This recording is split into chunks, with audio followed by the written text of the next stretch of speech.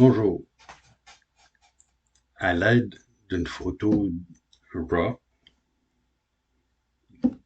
je vais essayer de faire une démonstration de certaines utilités des modes de fusion, chose dont on n'entend pas souvent parler dans les tutoriels de Darktable. Et pourtant, les modes de fusion, ce sont de vrais petits trésors. Bon, je commence par ouvrir une image avec Darktable, je clique à droite et je fais ouvrir avec Darktable. Ça va s'ouvrir immédiatement dans la chambre noire. Et évidemment, ici, j'ai déjà fait des choses avec cette photo-là, mais je, je vais tout ramener cela à zéro en réinitialisant l'historique. Vous voyez l'historique ici. Je fais réinitialiser. Ça me dit, êtes-vous sûr de vouloir supprimer l'historique? Je vais dire oui.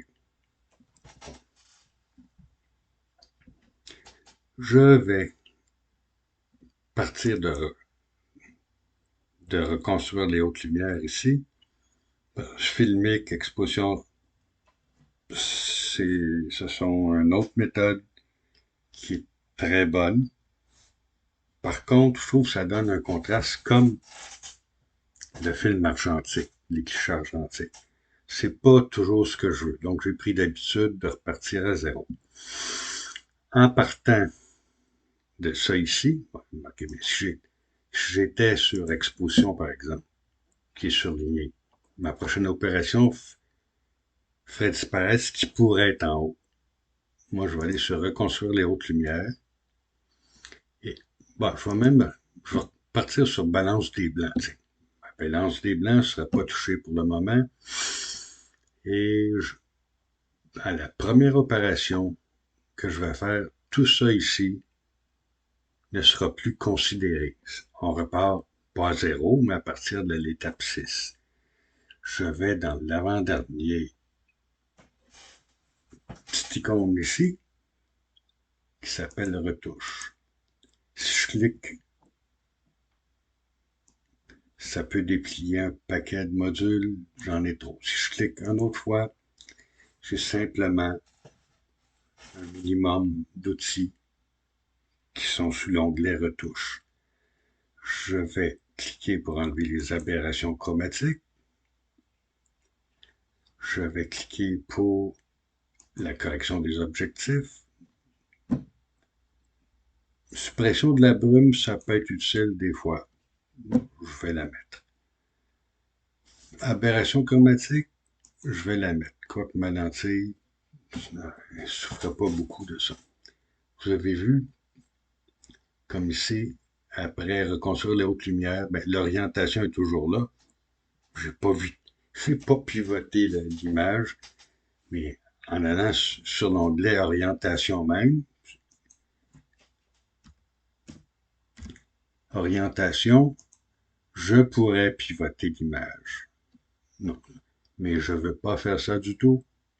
C'est simplement pour vous montrer que c'est son utilité. C'est ça son utilité à cet onglet-là.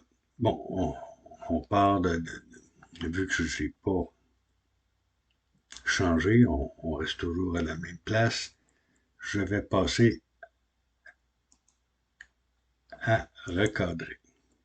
Recadrer, on peut choisir en cliquant ici nos proportions. Je vais rester sur 3:2, le format du négatif traditionnel. J'arrive ici. Bon, le cadrage, c'est un petit peu vite fait, mais c'est plutôt pour montrer la manipulation de certains outils que je fais ça, plutôt que de faire une explication trop exhaustive du logiciel. Si je clique ici, je peux aller chercher mes outils. Bon, là, je le vois, mon outil exposition est là. Mais c'est pour vous démontrer qu'on soit n'importe où. Au lieu de chercher, on peut carrément écrire. Je fais EXP, exposition apparaît tout de suite. Je clique là-dessus. Évidemment, mes hautes lumières souffrent d'un peu de... Bon, et déjà, je retrouve à peu près ce que j'ai vu là-bas. Bon, exposition. J'aime souvent rajouter contraste local. J'aurais pu écrire CONT. J'aurais eu le contraste local qui serait apparu. Je fais contraste local, ça fait une petite différence. Je sais pas si, ou j'imagine que ça paraît dans la vidéo, là, parce que des fois, avec YouTube, ça baisse les choses. Bon, moi j'aime bien jouer des tours, puis mettre le contraste local.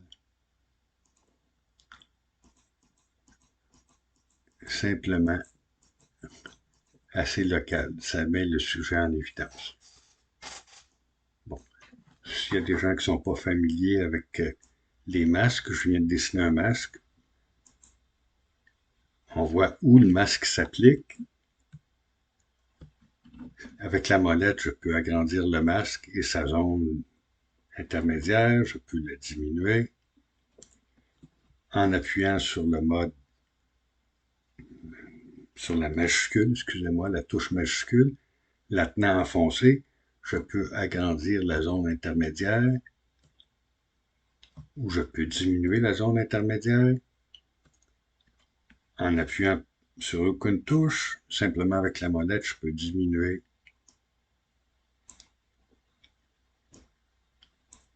la zone principale pour fermer, pour cacher le masque dessiné. Je vais ici, je clique une fois, deux fois, parfois trois fois. Si on a plusieurs masques, ça peut nous jouer des tours. Des fois, il faut cliquer trois fois pour qu'il se ferme. Juste en passant, on peut faire, on peut jouer avec le contraste du masque, avec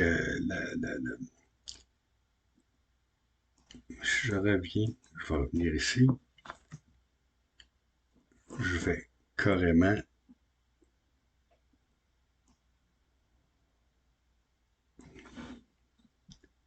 cliquer ça, je vais faire rayon de raffinement.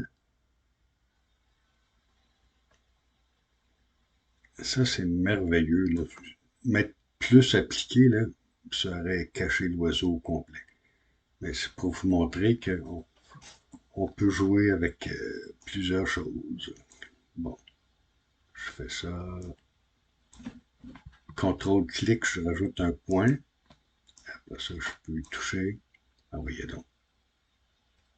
CTRL-clic, je rajoute un point.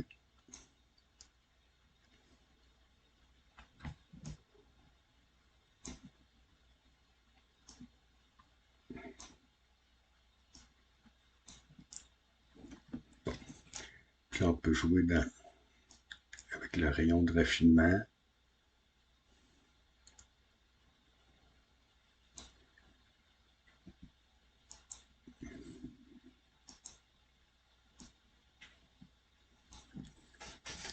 Là, je vais y aller de façon exagérée. Vous voyez, ça s'applique carrément seulement à l'oiseau. Si vous regardez alentour, là, ça ne s'applique pas du tout. Ça s'applique simplement à l'oiseau. Évidemment, ce n'est pas le résultat que je vais obtenir. Je double-clique dessus, ça revient à zéro.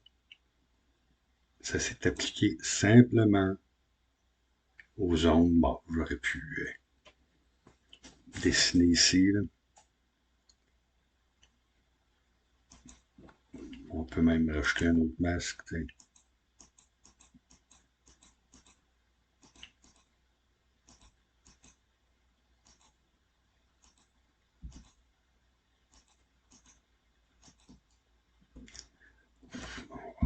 En tenant la touche majuscule enfoncé, je vais diminuer. En passant, ça peut être embêtant, mais j'ai une souris Microsoft.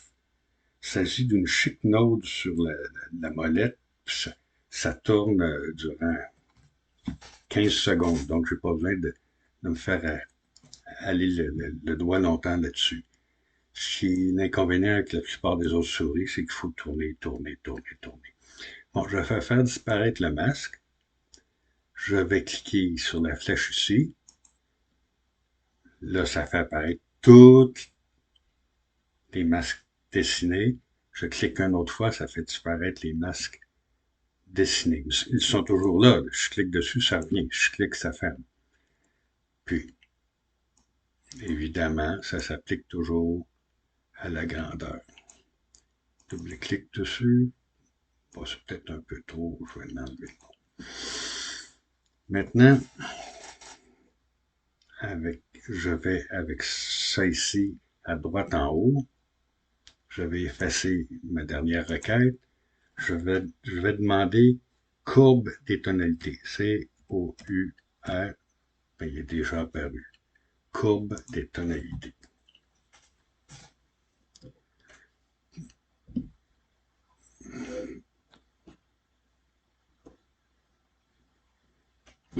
Dans courbe des tonalités, on peut faire beaucoup de choses, mais j'y touche pas du tout dans ce cas-là. J'ouvre simplement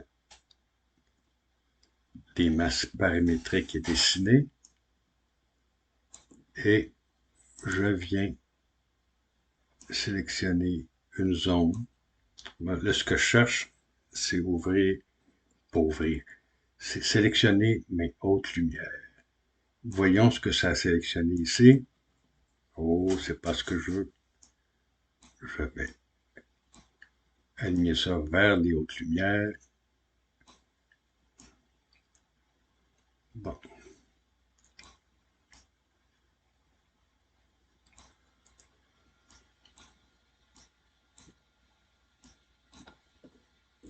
Avec la molette, je le diminue. Bon. Maintenant, tout ce qui est sélectionné, ce sont les hautes lumières. C'était dans le mode luminosité de LAB. Je vais prendre un masque dessiné. Je ne veux pas l'avoir là, je ne veux pas l'avoir là ni là. Je veux chercher des détails possibles dans les zones intéressantes. Bon. Bon. Si vous remarquez,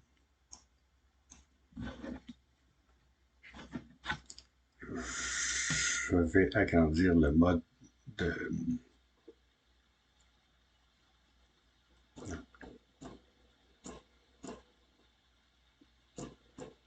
Je ne sais pas si vous entendez ma roulette qui tourne. Bon, vous voyez, comme ici, il faut faire attention. Là. Je pourrais avoir ça ici. Là, ce qu'il me s'agirait de faire, c'est de mettre CTRL-clic ici, CTRL-clic là. Je prends mon point, je l'amène par ici.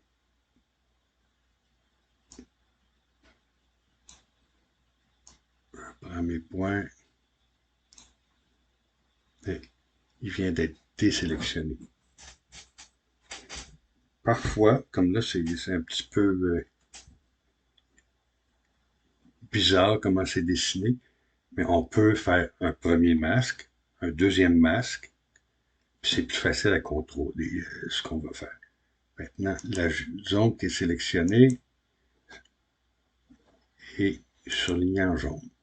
Je vais fermer le masque, désactiver le masque, cliquant deux fois.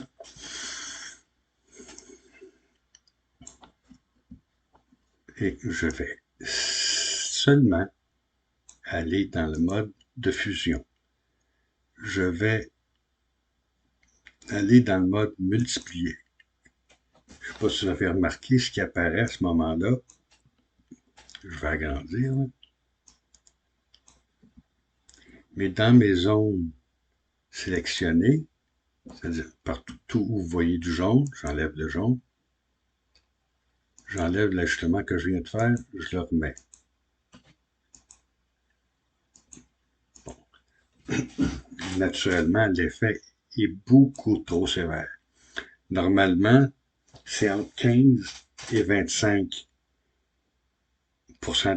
d'opacité que ça a un effet qui est désirable. Okay. Vous voyez, j'ai mis à 21%. Maintenant, si je fais on et off, on va apparaître beaucoup plus de détails. Si je vais à 100%, ça va être plus évident. Si je fais on et off, on, il faut marquer même ici, ça fait une petite différence.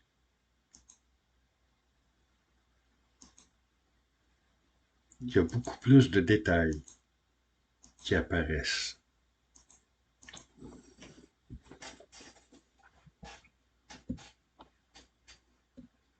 Bon,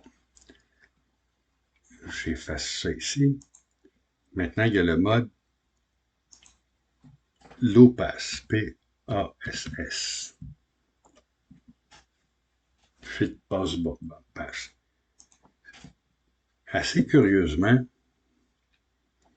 en activant le masque, je vais faire un masque dessiné, ça flotte.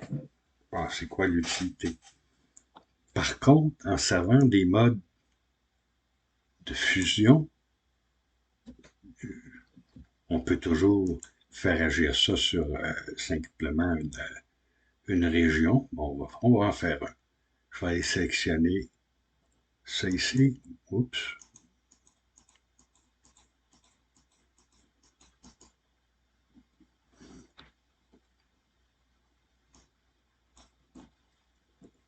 On peut toujours regarder notre masque.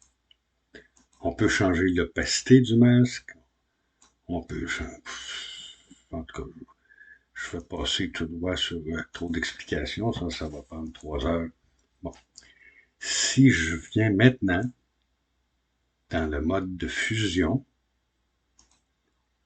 je viens dans le mode lumière douce, soft light en anglais. Ah, mon Dieu, que ça devient beau. Et naturellement, c'est un peu fort. C'est un peu fort. Puis, je pense que ça gagnerait à être un petit peu plus grand, comme ça. Puis diminuer.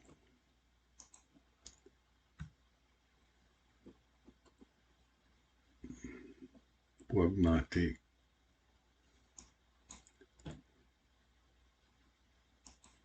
J'enlève mon masque. Bon, avant, après. J'avoue que c'était lumineux, mais c'est un petit peu trop wow. C'est un petit peu trop HDR. Normalement, c'est environ entre 35 et 45 que ça va avoir l'effet plus désirable. Je vais aller pour 40 je clique à droite, j'écris 40, je fais Enter. Voici l'effet que ça a. Bon, peut-être 45 serait peut-être mieux. 45%,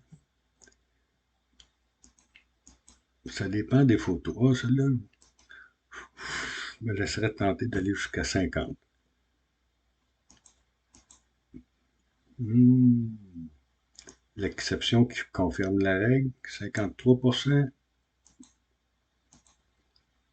55%.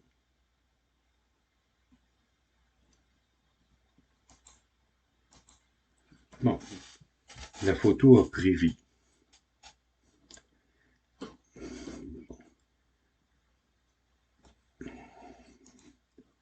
Bon, je retourne en haut dans PASS.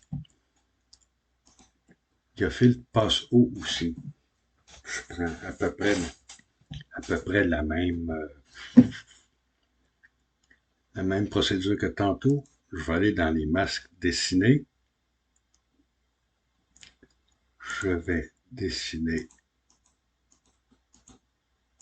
relativement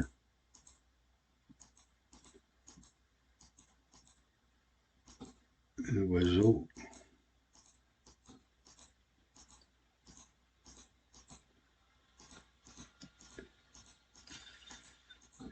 Je ne cherche pas la perfection, c'est pour démontrer l'utilisation des modes. Bon, la première fois qu'on voit ça, on peut se dire, bah, c'est quoi cette affaire-là? À quoi ça sert? Bon, je vais maintenir la touche Shift, je vais diminuer avec ma souris Microsoft Magic. Je peux peut-être affiner un petit peu, comme ça, comme ça. Bon. Si on active le masque, on voit où. Bon, je peux quand même encore diminuer. On peut choisir le contraste du masque.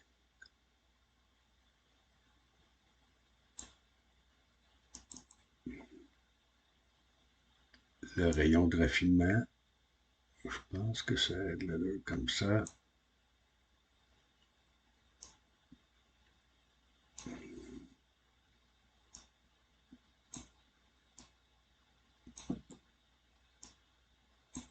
Je pense que ça va aller comme ça. Bon. Maintenant, je fais disparaître mon masque. J'ai toujours un drôle de résultat. Par contre, je me sers du mode de fusion. Encore une fois, soft light. Lumière douce. Et on va regarder la différence. C'est un petit peu trop, mais ça aussi, c'est entre 30 et 40%. Des fois, c'est un peu plus, vous avez vu.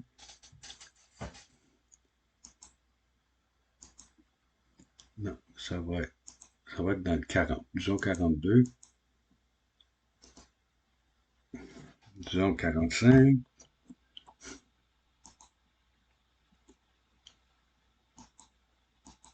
Vous voyez, ça donne un effet de sharpening. Évidemment,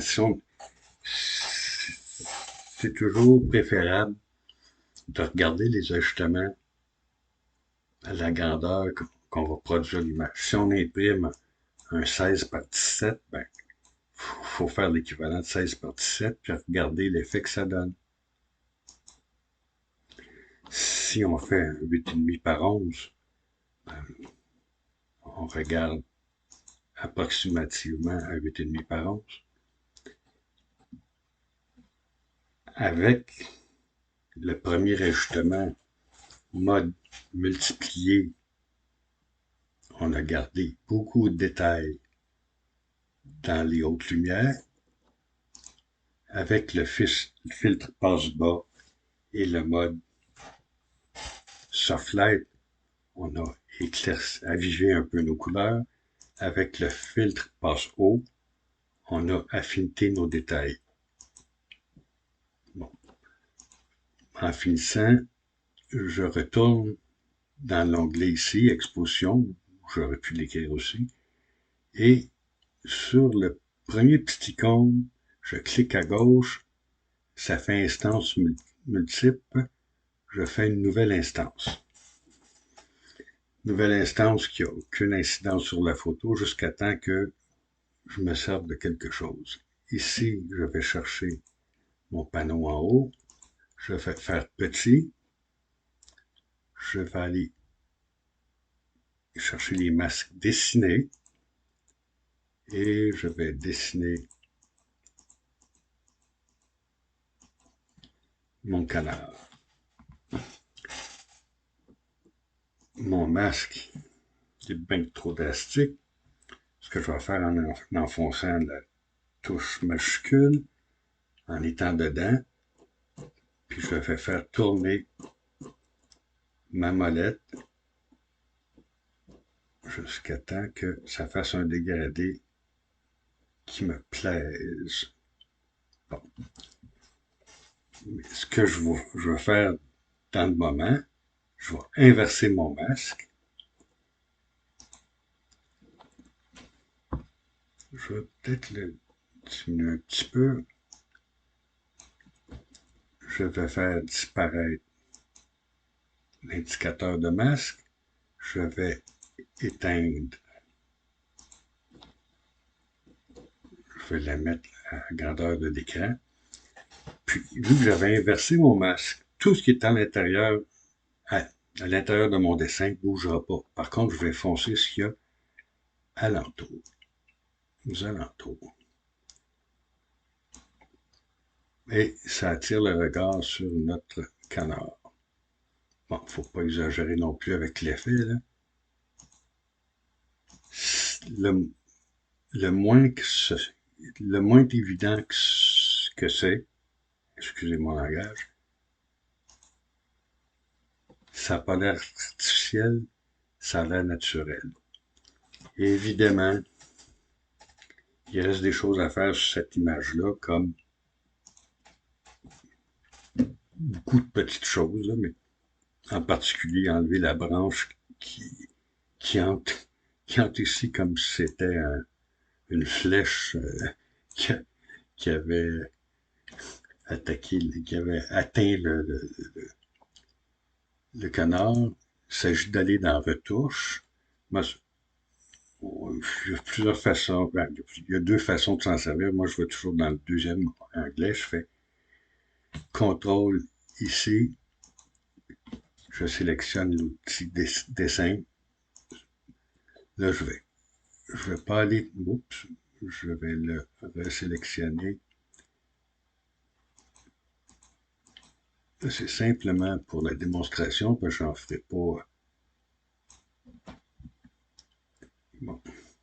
Là, en restant ici, je vais diminuer mon rayon d'effet.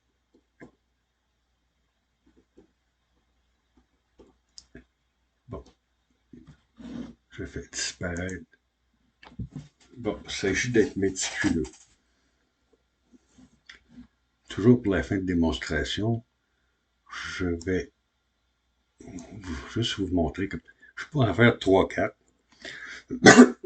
3-4 qui ne se touchent pas. Là. Mais un truc que j'utilise, c'est de faire une nouvelle instance. Encore la même chose. Puis là, je peux affiner mon choix. Clic droite, je viens ici, je choisis ça, je diminue mon rayon.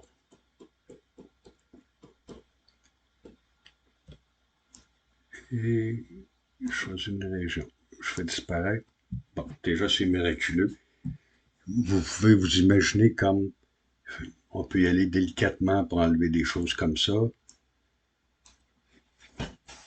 Ici, ben là, il faut choisir une région qui ne va pas casser ça. Ici, on peut y aller en plusieurs fois, par exemple.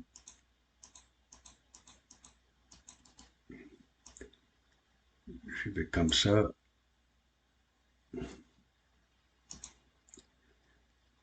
Évidemment, si vous regardez simplement ici, là,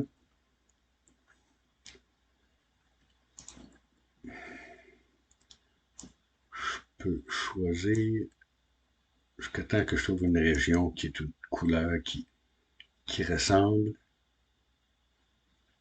Je peux modifier mon dessin.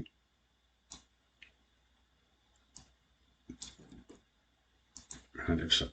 C'est pas encore beau. C'est pas encore beau. C'est un jeu de patience. C'est pas si long que ça quand on est habitué. Là. Comme ici. J'amène ça ici.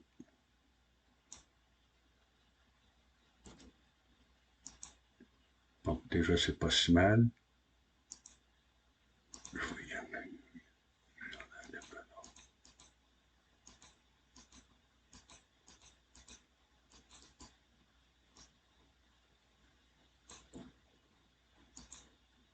En tout cas, vous voyez le principe, là, il s'agit de...